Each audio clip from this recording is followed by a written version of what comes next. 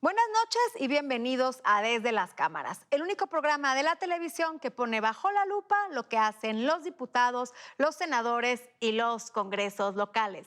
Ricardo Monreal, presidente de la Junta de Coordinación Política de la Cámara de Senadores, propone un periodo extraordinario para armonizar el paquete de leyes del TEMEC.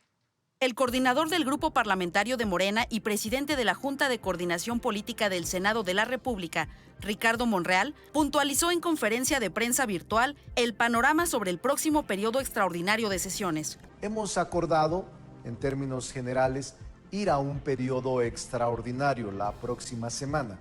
Los plazos estamos en este momento acordándolos. Desde este momento ya están trabajando para ir formulando los dictámenes consensados con tres partes. Una, senadoras y senadores de todos los grupos parlamentarios.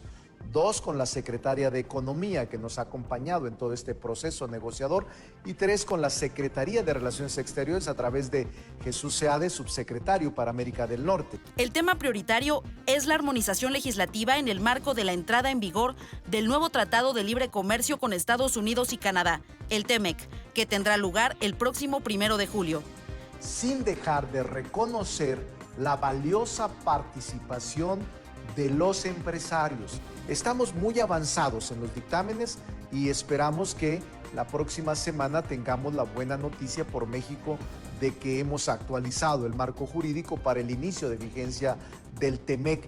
Y por eso agradezco a todos los grupos parlamentarios que hayan incidido y que hayan estado de acuerdo en explorar este periodo extraordinario. Desde las cámaras, Claudia Ivette García.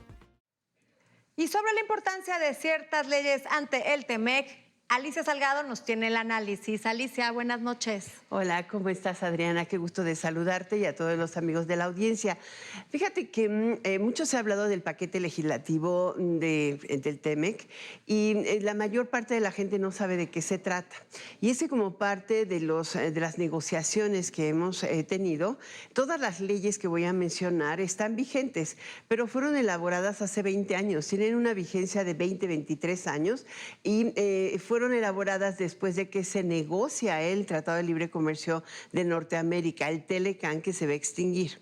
Y hay disciplinas nuevas, actividades que han ido evolucionando y que requieren evidentemente un nuevo tratamiento. El primero de ellos ya está desde el mes de noviembre pasado en la Cámara de Senadores y está el dictamen prácticamente listo para salir de la Comisión de Economía y también de la Segunda de Estudios Legislativos. Es la Ley de Propiedad Industrial. En esta ley hay un cambio importante porque se incorporan todo lo que tiene que ver sobre el respeto de la propiedad intelectual en industrias creativas, en medios digitales, pero también en la propia elaboración de los softwares o los hardwares que controlan hoy la manufactura crítica, como la industria automotriz o la industria aeronáutica. Esto es lo que se está incorporando, o sea, son derechos, claro está. Y con ello también se está, si mal no recuerdo, el senador Monreal propuso a principios del mes de mayo, la segunda semana de mayo, como parte también del paquete TEMEC, una reforma al Código Penal para incrementar las penas corporales y también económicas por violación a estas leyes de propiedad industrial. De tal manera que si alguien se roba un secreto industrial, antes podría purgar una pena de 3 años, entre comillas, porque en lo que pagabas una fianza que era verdaderamente pírrica o ridícula, pues salías y no había ningún problema.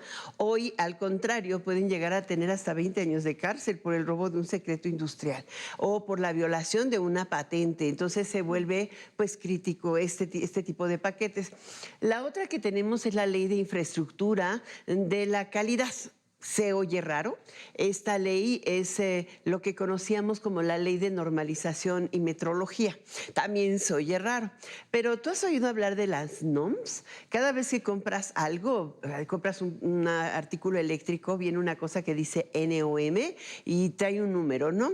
Hoy en México hay una crítica muy fuerte que salió en el Tratado de Libre, en la negociación del tratado, sobre el monopolio de algo que se conoce como Entidad Mexicana de Normalización, Y la cantidad de normas mexicanas que no son oficiales son cerca de 5,000 contra 750, 760 normas oficiales que se han ido inventando y de acuerdo al mercado que quieren proteger sacan su norma. En consecuencia, la crítica de los norteamericanos y que se llevó al Congreso y ha sido una disputa importante es que generan normas para evitar la participación en el mercado en condiciones equitativas de inversionistas internacionales. Por eso también ha tardado el paquete TEMEC. La siguiente ley tiene que ver con la ley de los derechos de autor.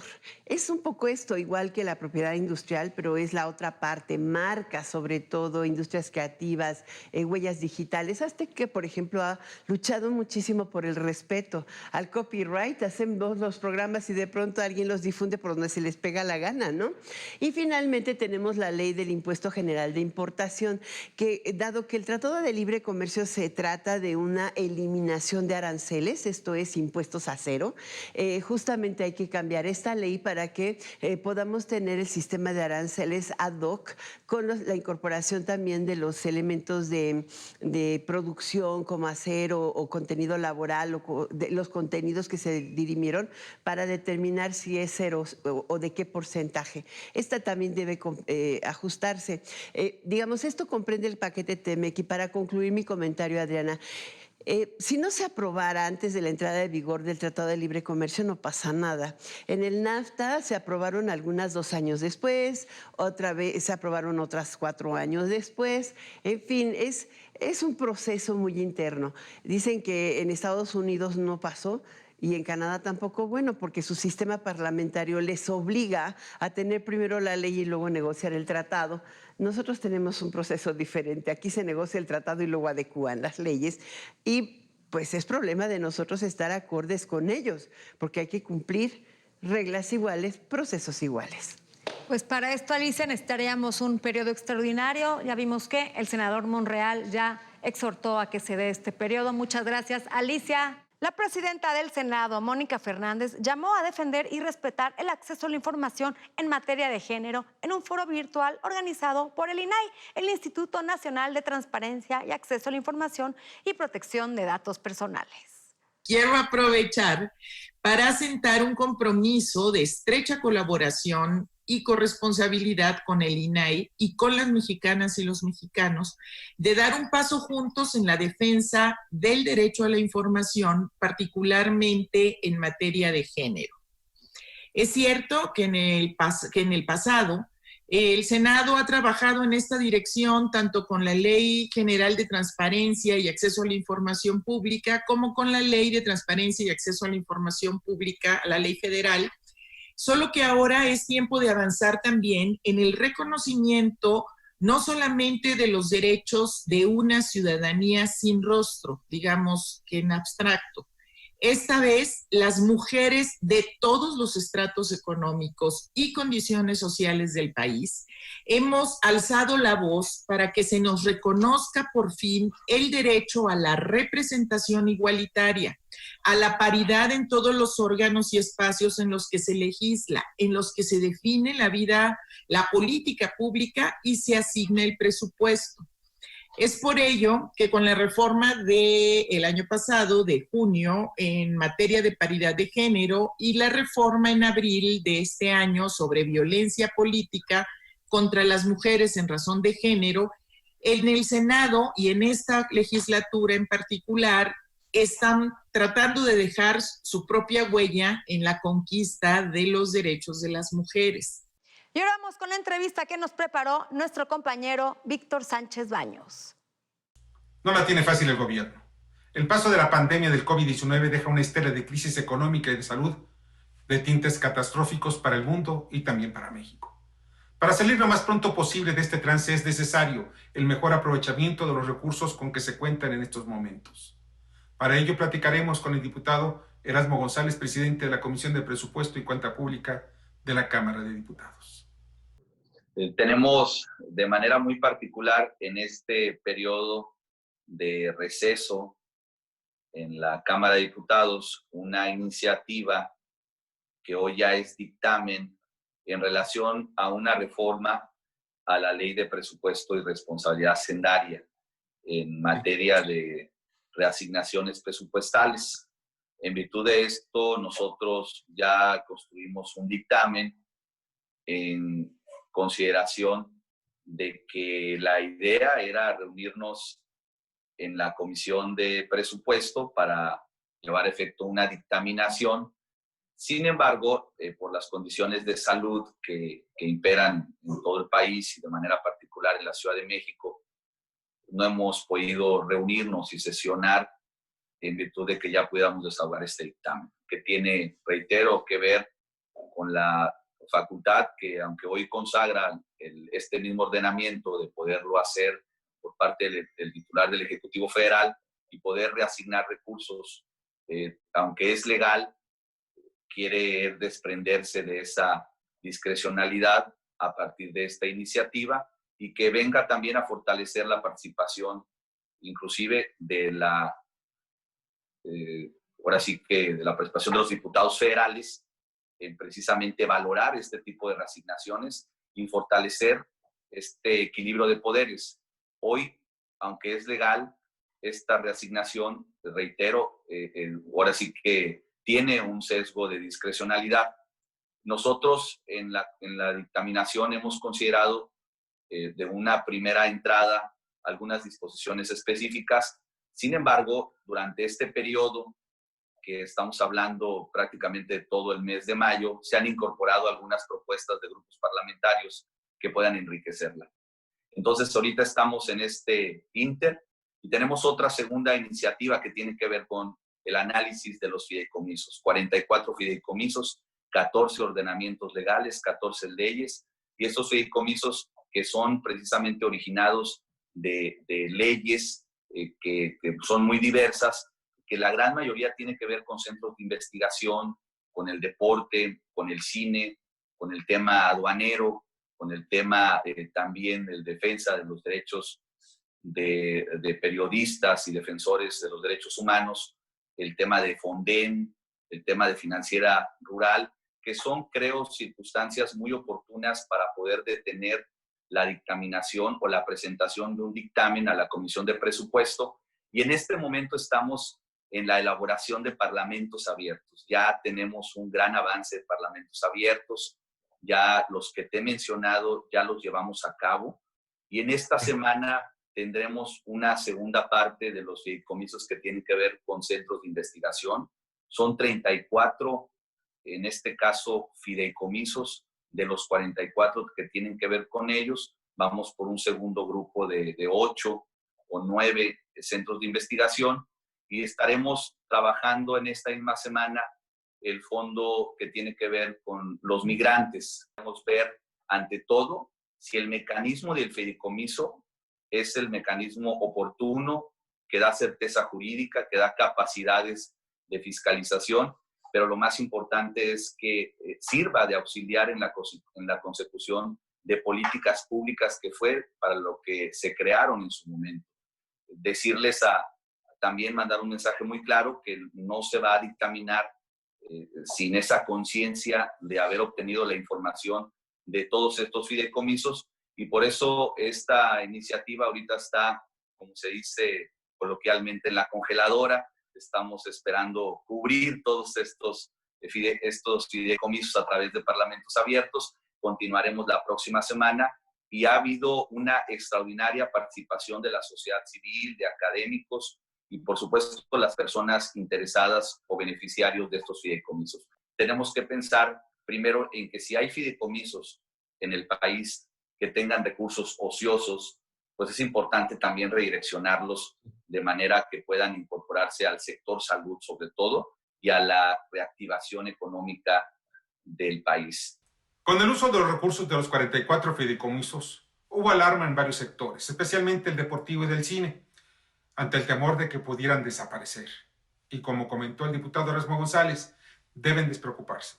Serán respetados. Sin embargo, los recursos que están inmóviles o no tengan transparencia en su uso serán reasignados para enfrentar la crisis económica y apoyar el sector salud, precisamente en esta pandemia del COVID-19. Las herramientas que se puedan utilizar en estos momentos, sin afectar sectores estratégicos, son bienvenidas. Los congresos locales realizan diversos esfuerzos para atravesar la crisis sanitaria y continuar legislando. Uno de ellos es el trabajo que de manera virtual hacen. Adelante, Claudia Ibet. Gracias, Adriana. Muy buenas noches. Buenas noches. Estamos siendo testigos de la evolución de los trabajos legislativos en el Congreso de la Unión a través de la tecnología. Un claro ejemplo es el Parlamento abierto. Recordemos que el Parlamento abierto es una práctica basada en el derecho a la información y actualmente por la contingencia sanitaria se está llevando a cabo de manera virtual. En esta semana pudimos presenciar ejercicios del Parlamento abierto organizados por las comisiones de Cultura y Cinematografía y la de Presupuesto y Cuenta Pública. Se analizó con la comunidad cultural cinematográfica el tema de la posible reforma al Fondo de Inversión y estímulos al cine. Es importante que estos ejercicios de participación ciudadana, en los que pudieron expresar sus puntos de vista cineastas como Guillermo del Toro y actores como Gael García, se mantengan para dar voz a la pluralidad de ideas y empoderamiento de los diferentes sectores de la sociedad mexicana. Por otro lado, la tecnología también está incidiendo en que el trabajo legislativo avance a nivel local. A pesar de que las autoridades sanitarias declararon como prioritarias las actividades legislativas a nivel federal y estatal, la mayoría de los congresos de los estados optaron por suspender temporalmente sus trabajos y adoptar acuerdos que les permitieran sesionar a distancia, de modo virtual. Vimos una integración acelerada de los congresos locales a esta práctica y para inicios de junio, todos los parlamentos de los estados estaban en actividades mediante sesiones virtuales o presenciales. Pero muy importante, cerca de la mitad de los congresos del país deben aún regular sus marcos normativos para incorporar en ellos los acuerdos plenarios que les permitan sesionar a distancia en momentos como los que vivimos. Sin duda, el trabajo parlamentario virtual y a distancia se ha convertido ya en un nuevo tema de las agendas legislativas y los ejercicios de Parlamento abierto, que son un derecho de la sociedad mexicana a la información y a la transparencia, deben seguir evolucionando. La sociedad mexicana merece saber de manera oportuna y clara lo que se discute a nivel legislativo en las cámaras donde se reúnen sus representantes. El Parlamento abierto debe continuar buscando rutas de perfeccionamiento para que la sociedad participe más, Adriana. Gracias, Claudia. Sin duda, el Parlamento abierto, uno de los instrumentos más valiosos de nuestra democracia. Y no se vayan, porque a nuestro regreso vamos a tener la entrevista al diputado del Partido Encuentro Social, Iván Pérez Negrón, quien nos va a platicar sobre las propuestas de su fracción parlamentaria ante esta crisis.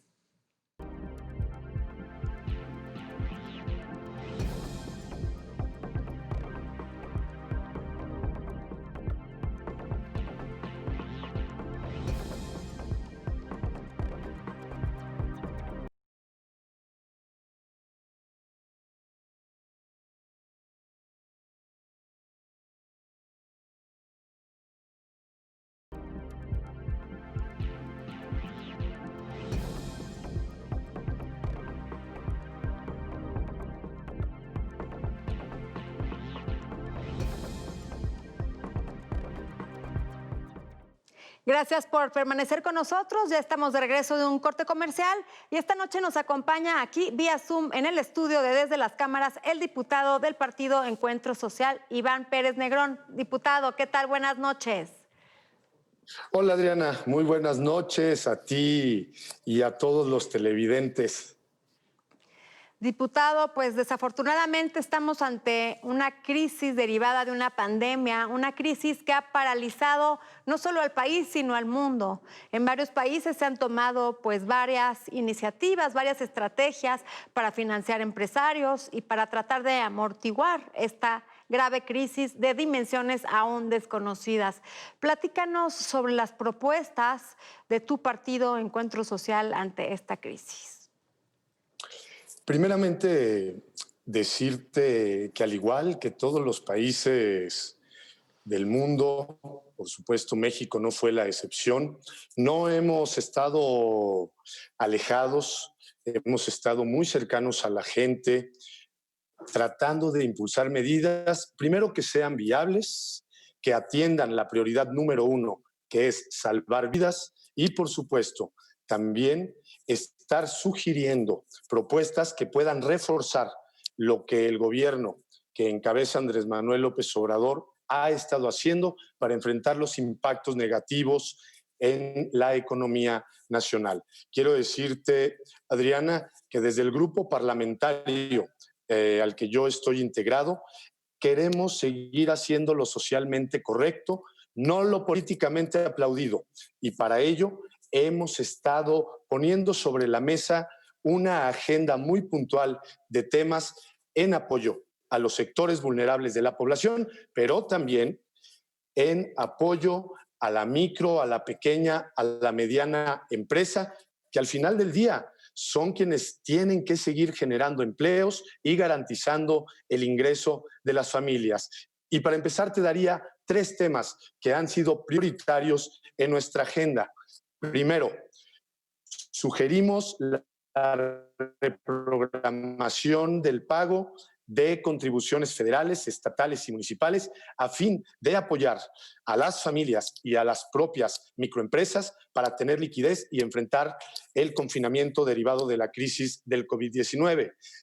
También le pedimos de manera muy directa a la Comisión Federal de Electricidad que no se dieran cortes del servicio y que se reprogramaran los pagos de lo que duraba la pandemia para los últimos bimestres del año. De igual manera, quisimos proponer que el pago del impuesto sobre la renta se suspendiera durante 4 meses para apoyar a las personas físicas y que estos pagos se fueran también al final del año. Pero lo más importante, hemos estado haciendo llamados permanentes a la unidad, a la solidaridad, porque para salir de esta crisis sanitaria y económica estamos convencidos que o nos salvamos todos juntos o nos hundimos separados, Adriana. Diputados, se han perdido muchos millones de empleos derivados de este virus del que poco se sabe aún y no sabemos cuándo va a parar esto. Un empleo perdido es muy difícil de recuperar, es mejor luchar porque los empleos permanezcan. ¿Cuál es la propuesta de ustedes para que estos empleados permanezcan? Así es, hoy necesitamos seguir garantizando la viabilidad, el bienestar de las familias. Por ello, en esta agenda que hemos venido impulsando, por supuesto estamos convencidos que debe haber una reorientación del gasto, Adriana. El presupuesto 2020 que aprobamos en noviembre del año pasado tiene que reencauzarse para atender las prioridades. Y las prioridades hoy son en materia de salud y efectivamente en qué tipo de políticas tenemos que impulsar para que no se colapse el aparato productivo. Hay una preocupación central de parte de quienes integramos a la coalición Juntos Haremos Historia, que tiene que ver con todas las familias que dependen del trabajo informal. En abril se perdieron 12.5 millones de empleos, de los cuales 11.5 son personas que tienen que salir a la calle a buscar el sustento cotidiano. Por eso ya se presentó una iniciativa de reforma constitucional, Adriana, que estamos impulsando para lograr que se reconozca a los trabajadores del espacio público y puedan también tener acceso a la seguridad social y a los programas de apoyo, que al igual que los 25,000 millones que se están destinando para apoyar a las MIPYMES, se puedan también destinar a estos grupos vulnerables. Eso es un tema muy sentido que vamos a seguir impulsando y estamos convencidos que habrá eco y apertura por parte del gobierno que encabeza Andrés Manuel López Obrador para llevarlo a cabo. Iván, en varios países del mundo se ha implementado un ingreso vital, un ingreso mensual para las personas, las familias que han perdido este empleo, pues que puedan tener lo básico para alimentación y sus pagos de la vida cotidiana. Hay una propuesta ya de Movimiento Ciudadano. ¿Tu fracción parlamentaria va a apoyar esta propuesta o le va a unar o están en contra de esta propuesta? Quiero decirte que desde antes del 20 de marzo, cuando se presentó esta agenda de 10 puntos para paliar los efectos negativos de la pandemia en la economía, Adriana, nosotros propusimos justamente una tipo pensión que se le otorgara a todos aquellos trabajadores, a las personas que hubiesen perdido sus empleos.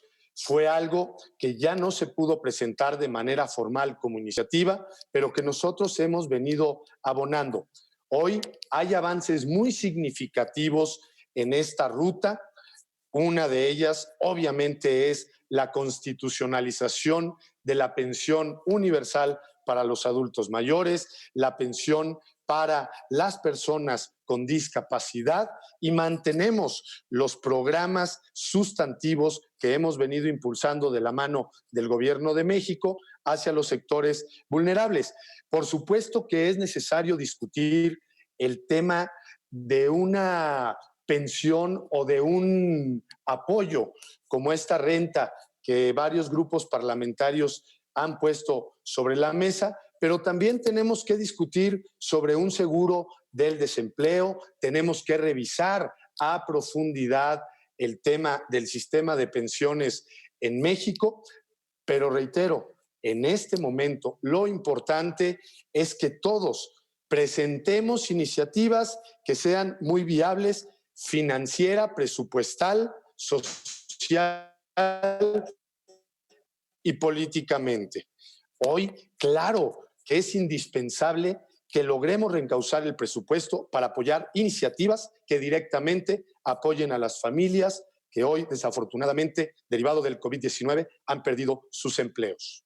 Diputado, muchas gracias por tu participación. Esperemos se dé un periodo extraordinario, ya que a ustedes les urge legislar en la materia, ya que los pronósticos no vienen buenos para este país. Gracias por estar con nosotros esta noche, Iván Pérez Negrón, diputado del partido Encuentro Social. No dejen de vernos próximo jueves, 11:30 de la noche, en el único programa de la televisión que pone bajo la lupa el quehacer legislativo. Buenas noches.